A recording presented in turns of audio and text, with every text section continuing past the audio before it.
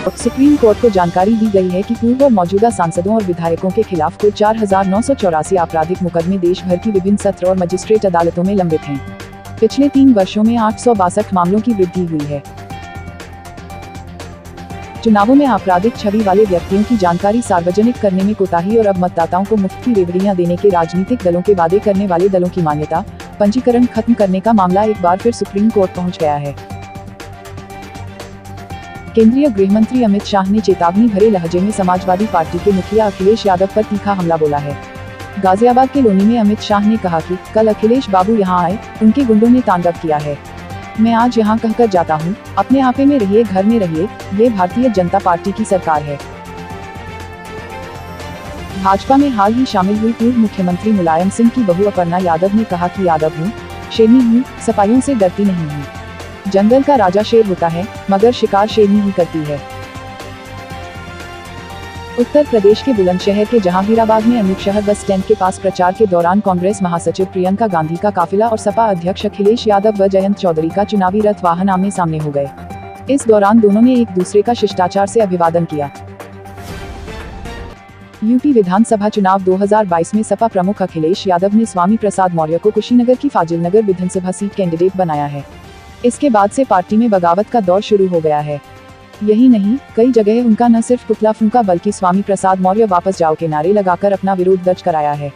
यही नहीं, उनका यह विरोध लगातार बढ़ता जा रहा है। इससे पहले वह पडरौना विधानसभा सीट से चुनाव लड़ने वाले थे। माना जा रहा है कि आरपीएन सिंह इफेक्ट की वजह से स्वामी प्रसाद मौर्य को अपनी परंपरागत सीट छोड़नी पड़ी है। लखनऊ में कल नामांकन का समय खत्म होने के साथ ही यहां की सभी 9 सीटों पर प्रत्याशियों की तस्वीर साफ हो गई। 9 विधानसभा सीटों के लिए कुल 168 उम्मीदवारों ने पर्चा दाखिल किया।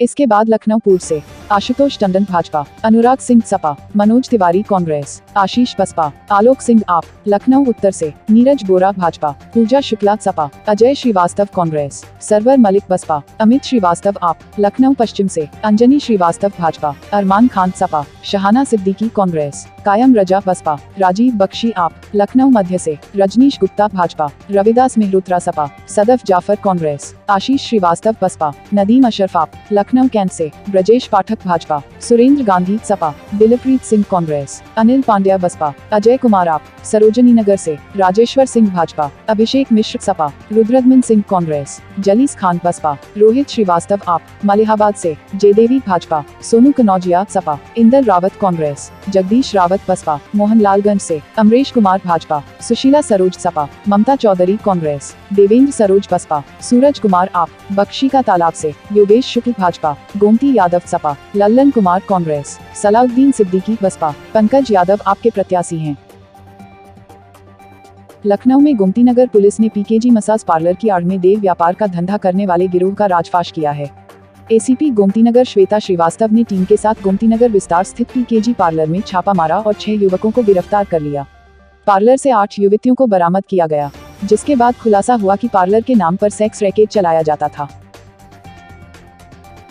लखनऊ विकास प्राधिकरण प्रवासी मजदूरों के रहने की व्यवस्था करने के लिए ऐशबाग में अफोर्डेबल हाउसिंग स्कीम के अंतर्गत एक ऐसा अपार्टमेंट बनाएगा जिसके नीचे बिल्डर वाणिज्यिक गतिविधियां कर सकेगा और उसके ऊपर प्रवासी मजदूर रह सकेंगे, जिसका किराया नाम मात्र का होगा। प्रधानमंत्री नरेंद्र मोदी की आज जनचौपाल के जरिए 5 जिलों के 23 विधानसभाओं 122 सांगठनिक मंडलों में वर्चुअल रैली। मेरठ, गाजियाबाद, अलीगढ़, हापुड़ और नोएडा जुड़ेंगे। भारत की बेरोजगारी दर जनवरी 2022 में घटकर 6.57% पर आ गई है, जो मार्च 2021 के बाद का न्यूनतम स्तर है। सोशल मीडिया प्लेटफॉर्म फेसबुक को पहली बार ग्लोबल लेवल पर यूजर्स की संख्या में गिरावट का सामना करना पड़ा है। कंपनी के शेयरों के भाव 20% से ज्यादा गिर गए, जिससे एक दिन में फेसबुक इनकैप करीब $200 बिलियन कम हो गया। फेसबुक के डेली एक्टिव ग्लोबल यूजर्स की संख्या एक तिमाही पहले 1.930 बिलियन थी, जो अब कम होकर 1.929 बिलियन रह गई है। ऐसा पहली बार हुआ है जब फेसबुक के ग्लोबल यूजर्स कम हुए हैं। महाराष्ट्र में पुणे के यरवदा शास्त्री नगर इलाके में एक निर्माणाधीन इमारत ढह गई। इस हादसे में 5 लोगों की मौत हो गई और 2 गंभीर रूप से घायल हुए हैं और कई लोगों के फंसे होने की आशंका है। लखनऊ और आसपास के जिलों में कल बारिश के साथ भारी ओले गिरे, जिसकी वजह से एक बार फिर ठंड बढ़ गई, साथ ही फसलों को भी नुकसान हुआ। प्रवर्तन निदेशालय ने पंजाब के मुख्यमंत्री चरणजीत सिंह चन्नी के भतीजे भूपिंदर हनी को अवैध रेत खनन मामले में गिरफ्तार किया। प्रवर्तन निदेशालय ने भूपिंदर हनी को अवैध रेत खनन मामले में पूछताछ के लिए जालंधर स्थित ईडी ऑफिस बुलाया था।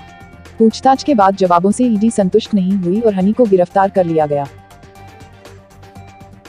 आल इंडिया मजलिस-ए-इत्तेहादुल मुस्लिमीन के अध्यक्ष और लोकसभा सांसद असदुद्दीन ओवैसी अपनी सुरक्षा में हुई चूक और काफिले पर हमले के मुद्दे को संसद के बजट सत्र में उठाएंगे। कोरोना महामारी के खतरे के बीच देश के 11 राज्यों में स्कूल पूरी तरह से खुल चुके हैं, जबकि 9 राज्यों में स्कूल अभी बंद हैं।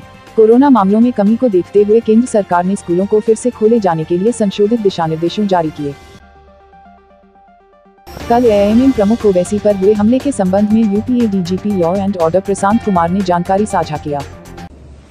आज शाम में जैसे ही एमआईएम चीफ ने अपने ट्विटर हैंडल से ये सूचना दी कि उनके काफिले पे अटैक हुआ है और वो ठीक हैं, इस सूचना पे पुलिस ने त्वरित कार्रवाई करते हुए जहां पर ये घटना होना बताया जा रहा है वहां पे लोगों को हिरासत में लिया, कुछ लोगों को, और वहां के वीडियो फुटेजेस निकालने के बाद से ऐसा लग रहा है कि 2 व्यक्तियों ने इसमें फायरिंग की है, जिसमें से एक व्यक्ति हिरासत में लिया गया है। वो उसका नाम सचिन है और वो बादलपुर थाना क्षेत्र गौतम बुद्ध नगर का रहने वाला है और उसके पास से एक अवैध पिस्टल भी बरामद हुई है।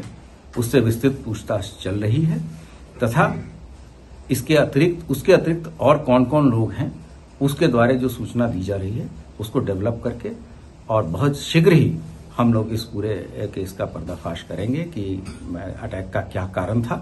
लेकिन सबसे संतोष की बात यह है कि पुलिस की जो क्विक रिएक्शन के कारण एक व्यक्ति हिरासत में लिया गया है और वो वीडियो फुटेज से स्पष्ट है कि वो उस घटना में शामिल है और उसके दूसरे साथी की भी तलाश की जा रही है।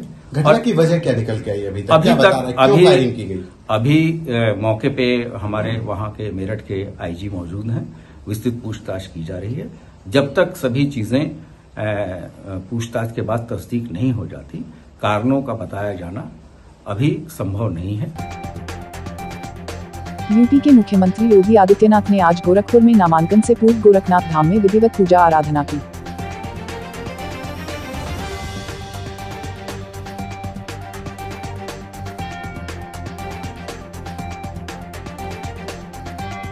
मुख्यमंत्री योगी आदित्यनाथ ने गोरखपुर शहर से नामांकन दाखिल किया। गृह मंत्री अमित शाह सीएम के साथ रहे मौजूद। भारतीय सैनिकों के साथ संघर्ष में घायल हुए चीन के सैन्य अधिकारी को बीजिंग ओलंपिक के लिए मशालवाहक बनाने के चीन के फैसले के बाद चीन में हो रहे बीजिंग विंटर ओलंपिक 2022 के उद्घाटन और समारोह में भारतीय दूत हिस्सा नहीं लेंगे। Please subscribe Aviral Times for latest news update and press the bell icon to get all the latest video update.